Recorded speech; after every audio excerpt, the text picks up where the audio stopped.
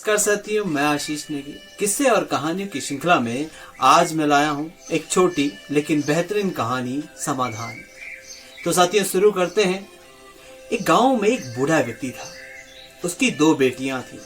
उसने एक बेटी की शादी कुम्हार के साथ और दूसरी बेटी की शादी एक किसान के साथ की थी। एक बार वह अपनी दोनों पुत्रियों को मिलने गया।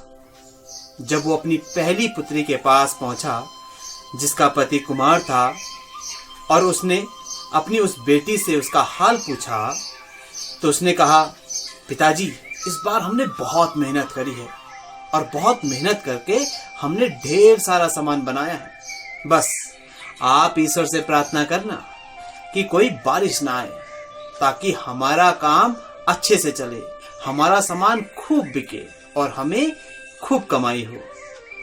पिता ने आशीर्वाद दिया और दूसरी बेटी के पास चल पड़ा।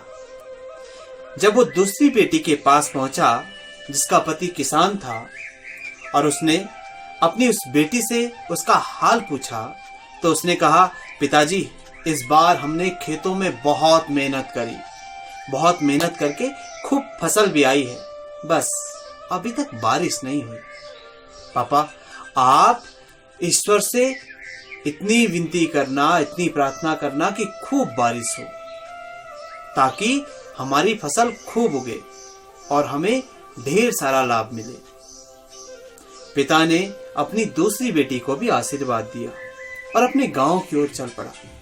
सारे रास्ते भर वो इसी समस्या से जूझ रहा था कि एक बेटी ने कहा है कि भगवान से प्रार्थना करना कि बारिश ना हो और एक ने कहा है कि खूब बारिश हो। आखिर वो करे तो क्या करे। चलते चलते उसे कुछ सूझा और वो पहली बेटी के पास चल पड़ा। जो पहली बेटी से मिला और उसने उससे कहा, बेटी अगर इस वर्ष वर्षा ना आए तो तुम अपनी कमाई का आधा हिस्सा अपनी बड़ी बहन को दे देना। और जब वो अपनी दूसरी अर्थात बड़ी बहन से मिला तो उसने उससे कहा, देखो बेटी अगर इस बार खूब बारिश हो तो तुम अपने हिस्से के लाभ का आधा हिस्सा अपनी छोटी बहन को दे देना। तो साथियों ये थी एक छोटी सी कहानी समाधान जिससे हमें बहुत कुछ सीखने को मिलता है।